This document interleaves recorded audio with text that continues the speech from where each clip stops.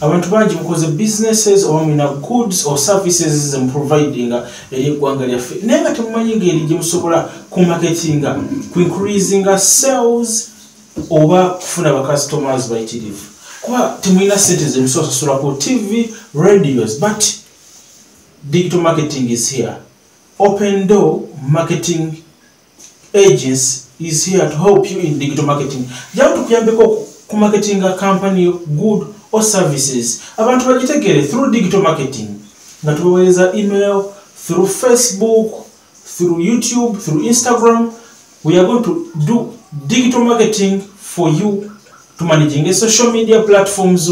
Tukuyambeko ba customer obere close to them. Also understanding our customer bobagala ki kyosobola obakyusizamu. So just contact us ku 0703 712550 or 0781 310196. Jangu company yo oba product yo oba service yo tugituuse kumpi eri wa client bo.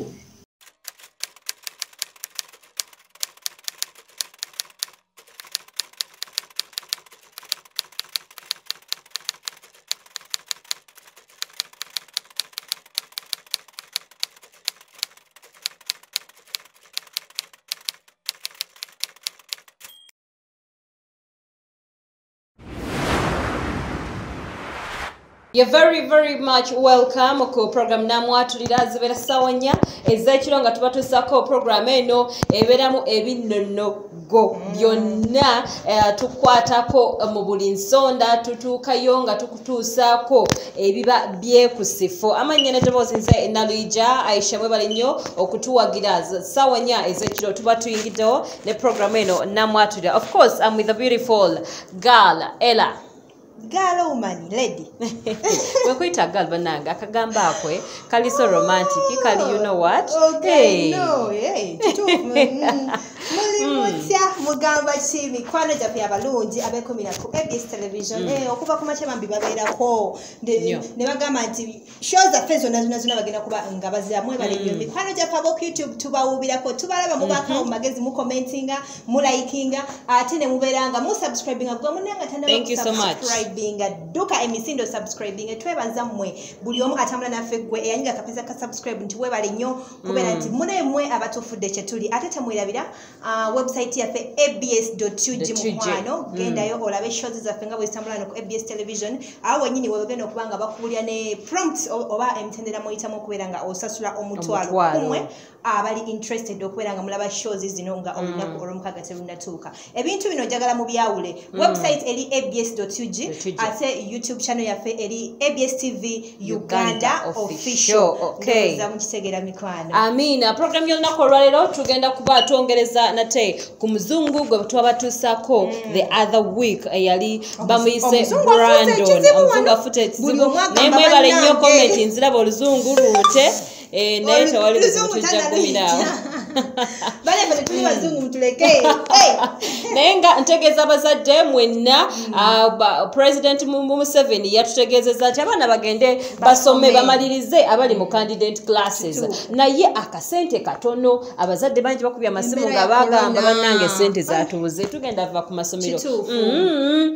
Aisha Foundation tubagamba muleta abaana ekyenjawulo kati ekiri muneeno omwana bwajja mu masomero gaffe getulina Aisha Foundation ogenda kuba osoma tamu eno etandika eno gye tutandikiddeko emaliriza omwaka guneeno egenda kuba yabwereere omwana agenda kusasula mmere yokka agenda kusasula mmere yokka ajje asome asasula UNEB registration omwana amalirize emisomo okusinga ate okufiirwa omwaka so just get your kids mubaleete mu registering 20,000 shillings zokka oba yes oba okube ku note 7852725 eyo gye bayise Aisha Foundation bannange abaana bano balina okusoma omwana atasomyeko abona kyekimba nenga omwana okitegeera babona so ate nga kintu kyabwerere tulaba embeera ekalubyemu corona biki so mikwano ebintu tubitegera so ofuna bufunye emitwalo ebiri ojje omwana omwanize Aisha Foundation abeere nga munaine afuna omukisa okuba nti asomako era munaye nja kubanga nkujukiza omukyala gwe yagala okufaanana obulungi okukola ka skin nga temuli mbalabe okwongeramu kakala oba okusigala ku nakyo kala y'emikwano weyinire abashana na beauty and bedroom products basangibwa wali mu kibuga ku kizimbe Parkview kiriranye Gazaland Boy waggulu ku Uhuru restaurant eyo Parkview wenyini ogenda kuba otuse kushana na bashala bagala okusitulamu wano nga mukitegera okwongera no ku hipsi okwongera ne bagamba okwongera entumbwe n'ensonga zo mu kisenge ku baami n'abakyala waka w'abaami olumwe nnaku Aisha abaami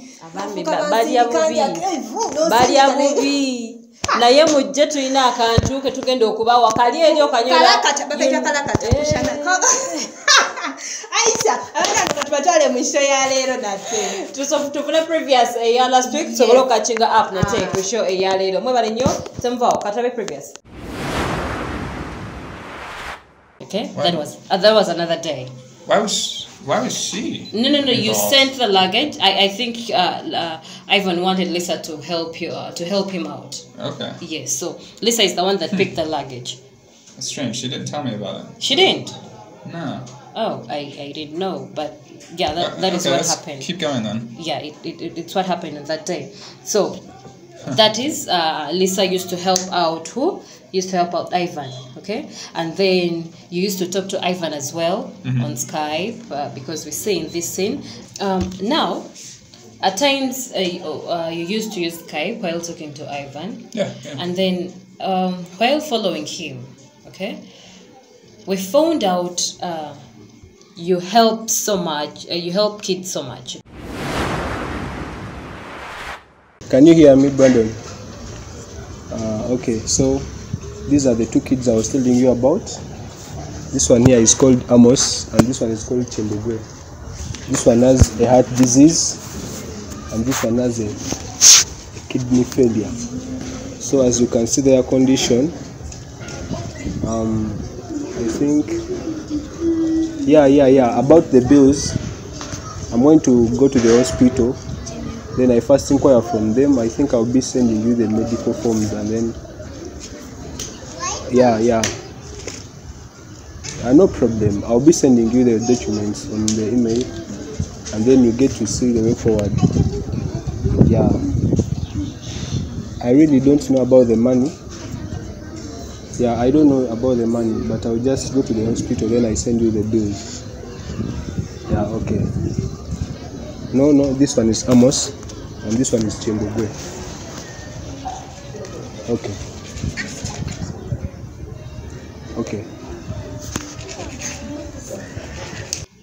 But Lisa told the sister that Ivan, your friend, okay, wanted to date her.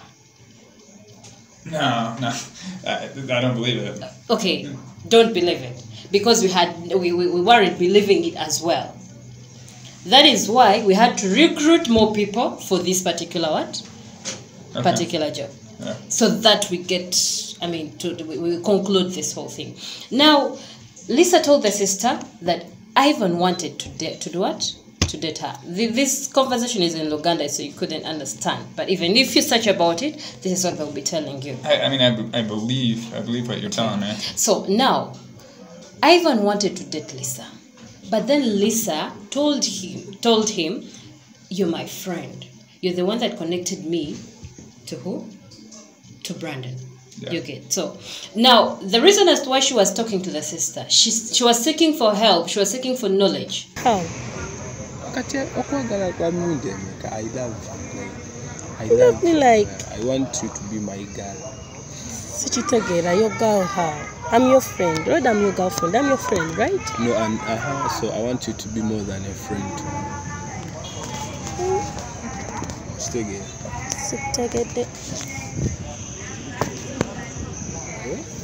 Sichitagera. Kachirabayo. Chenjagala. Njagala just obere mukazi wange. Mukazi wo? How? You know it can't be. Ogenda kunywa ki? They get me.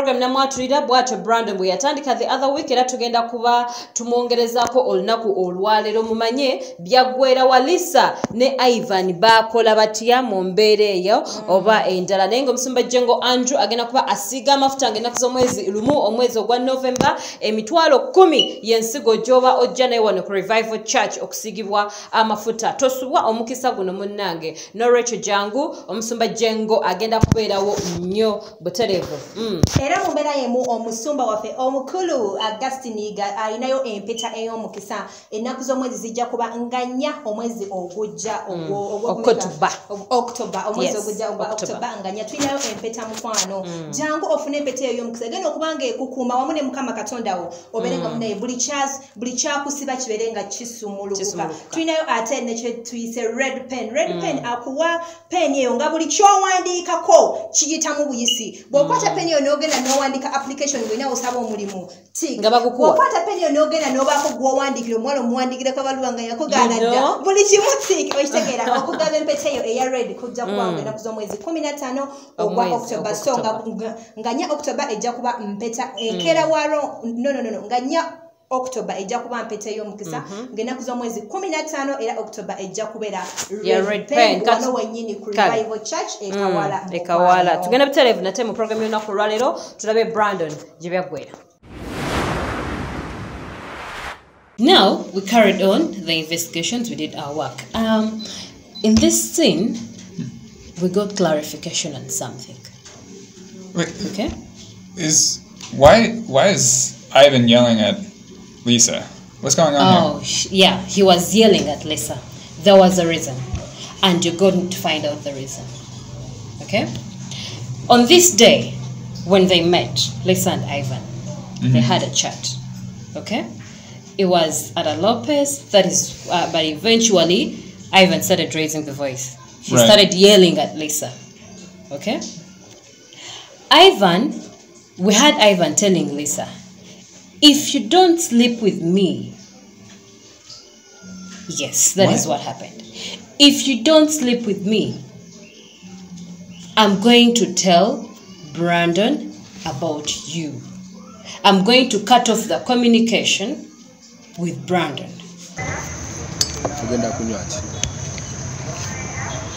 Annie, they get me something soft. Juice? Maybe. How much is it? 9 powder. No, you get a soda. I get a soda. Mama, go to more. Just okay, so get me. Maybe water.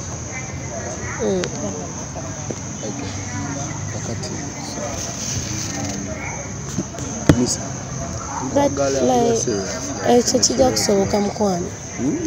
Because you already know I have a man.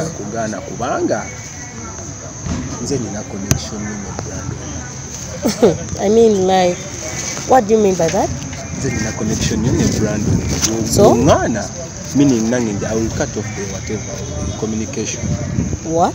Yeah, I can do that. What have you just said? No, if you reject me, I'm going to also cut off the communications between you two guys.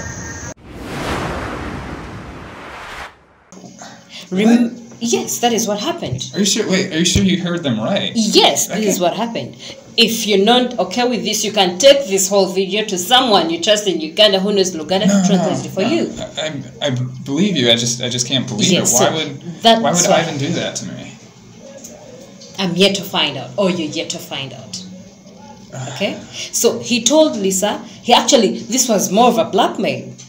Well, yeah. Okay? Because it's like, I'm going to tell Brandon, I'm going to cut off the communication you have with Brandon and all that. Remember, Lisa got you through who? Through Ivan. And Lisa only told Ivan, I cannot sleep with you, I cannot date you because I'm in love with Brandon. You're the one that connected me to Brandon. You get? Yeah. So Lisa was innocent in this. And she refused on that day. Okay? So whatever Bruce told you, I remember you told me something that Bruce is the one that told you about Ivan and all that. That is why you got, something was fishy, something of that kind. So Bruce wanted to tell you something of a sort. Ivan is the one that tried to date who? Lisa. Okay, and in this scene we see Ivan threatening Lisa. Yeah. Lisa was so much in love with you and she refused. I also love you, but as a friend. Seriousness. As a friend, but not my boyfriend or my husband. I want to be more than a friend to you. You know you have someone I love. I told you.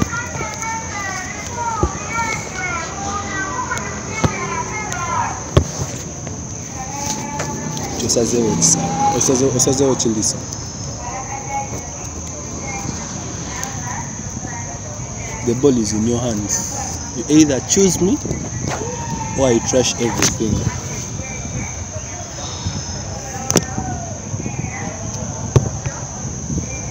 But we can just be friends. It's a friends.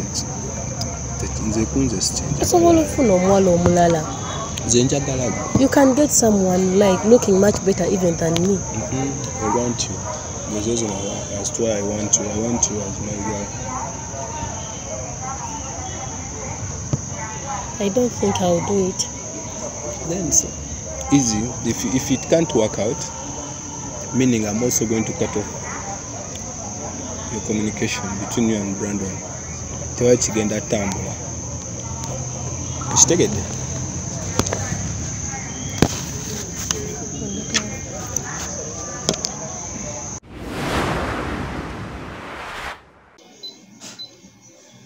You get. She refused.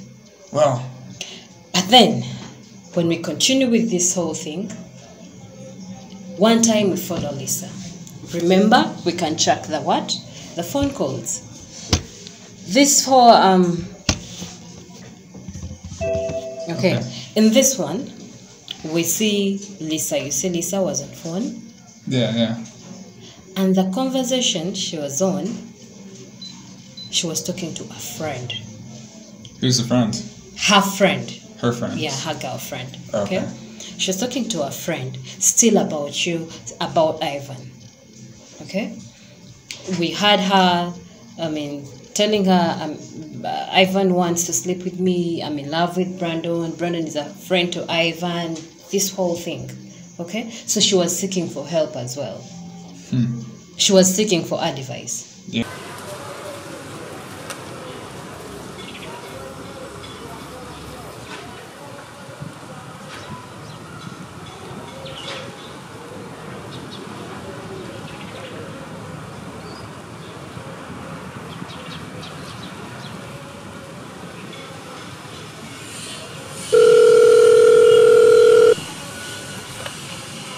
Hello. Hello. There, how are you? I'm okay, dear. How are you? I'm not fine. You're not fine? Yeah, I called you, but you didn't come. Why? No, I'm really sorry, but they're busy. Teaching. Wanagwe nina okunoonya ssente mbeera wano. Mbitegeera naye mwana gwe siri fine. Ekyo nakubidde nga njagala kulaba nkugambemu face to face naye nga naawe kenyinyi totegereka bintu by'oli nga tayagala kumpuliiza. Nedda, you just kiki ekibaddewo? Like nafunye ekizibu.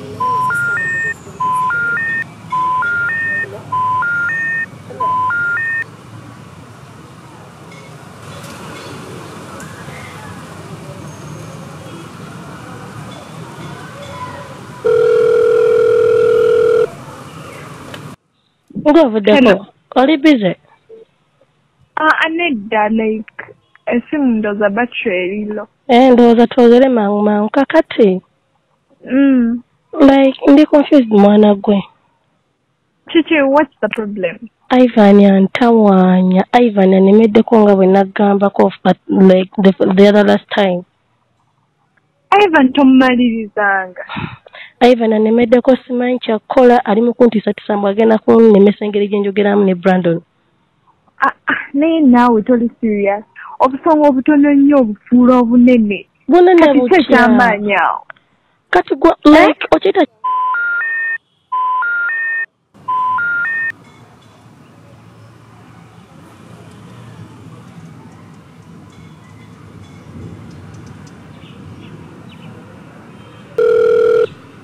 Nje? Basi wacharging simu naye. Oh, why? Anti nkugambye busy. Kati ngenda kukola ntya? Okimanyi Brandon mwagala mazima ddala mbasiri fair. Yes, I understand. Naye ati ekyo si kyamaanyi. Kati oyagala nkole ki? Kati kikyagenda kwerambako. What do you mean by that? Tagenda kwerambako tekigenda kusigalako erinnya lye terigenda kwewandikako. It's some small thing. Kikole kigwe. I do what? My dear, Ivan yakutusizaawo.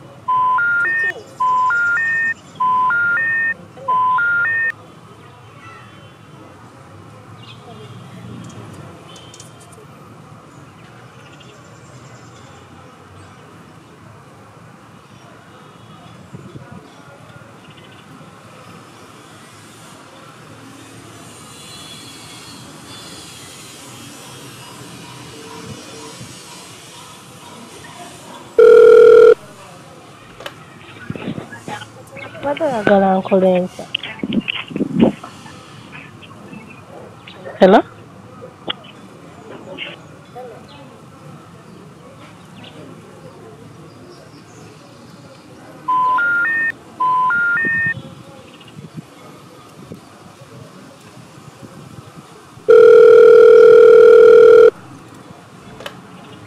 Hello. Hello. Anaga kasimu ko kati oyagala nkole ntya singa gwenzi weteeke mu ngatto zange. Ati nkugambye teweema maazi just muwe byayagala. Mukazi wattu. Muwe kyayagala. Kiki kati agenda kwerambako nti mulina kye mwakoze. Nange I'll just try naye mpulira omutima gwange ngugaanye. It's simple gwali mu bikalu byasinga kyagwadda. Singa tolina kweyo stress. Nanga tiyandibadde Ivan kubanga nnemerako bw'atyo. Nze singa. Yeah. We got to know that her friend advised her to sleep with Ivan. Wait, really? Yes, in this particular what? But still, she was hesitant. I hope she... She didn't want to sleep with who? With Ivan. She didn't want. But that is what her friend told her to do. The friend advised her. She was like, let me just translate it directly to you. She told her, Brandon is not in Uganda. Brandon will not find out that you slept with Ivan. Just go sleep with a guy. And that's it. Why would she tell her that? What does she have to gain? Those are the friends that we have. People have different minds. All right. You get it? Yeah. So, in this scene, still, Lisa was what? Hesitant. She didn't want to do that. But after some time of carrying out the investigations, after some, I think it was, let me check out this date. This one was a month back. Yeah, it was after a month. Lisa broke down. Ivan was so much on her, okay? But one time we followed Lisa to a certain place. Okay. Do you know the meaning of a guest house? How would you call guest houses in your a guest your house? Country? Is that not just like a? It's more of a motel. Lodge? A lodge, you know it? Yeah, of course. I thought if I used a lodge, you wouldn't understand. No. Okay, now we followed Lisa to the lodge. Okay. Yeah. She went up to the lodge. Bwebitobunange nga bumbirawo bwebikyali nze nagamba ebyuma byaffe bya ABS television bikutuuka mu buli wamu woweekwese so tobeerawo ng'oli stress nti bannange sitegera mukyala sitegera mwami n'ab'e Bunaayiro olaba Brandon naye yatwesiga n'atuwa omulimu ate we Abannayuganda oli Bunaayiro oli mu kiyumba obonaabona akasente okasindikira omusajja oba okasindikira omuwala tomanyi kikyaliko kuba bukubi ku namba eziyitawo awo 07025 10 11 eyo ye yange oba note 785 17 25 katugenda kuba tuwumulamu naye temwerabira nti empeta yabadde yange ennaku z'omwezi meka empeta ya nnaku z'omwezi nga 4 October ne red pen ya nnaku z'omwezi 15 October ate okusigibwa amafuta n'omusumba jengo kwa nnaku z'omwezi nga 1 November wano wenyini ku church yafe ekawala katuwumulemu mukumulamu sikomawo. Abantu bangi mukoze businesses or goods or services providing eri eggwanga lyaffe naye nga temumanyi ngeri gye musobola ku marketing ku increasing sales oba kufuna ba customers bayitirivu kuba temulina sente ze musasula ku TV radios but digital marketing is here. Open Door Marketing Agents is here to help you in digital marketing. Jamu tukuyambeko ku marketing a company good or services. Abantu bagitegere through digital marketing. Nga tubaweereza email, through Facebook, through YouTube, through Instagram. We are going to do digital marketing for you to managing social media platforms. Tukuyambeko ba customer obere close to them. Also understanding our customer bobagala ki. Kyosobola obakyusizaamu. So just contact us ku 0703 712550 or 0781 310196. Jangu company or product or service yo tujituse kumpi eri wa client bo.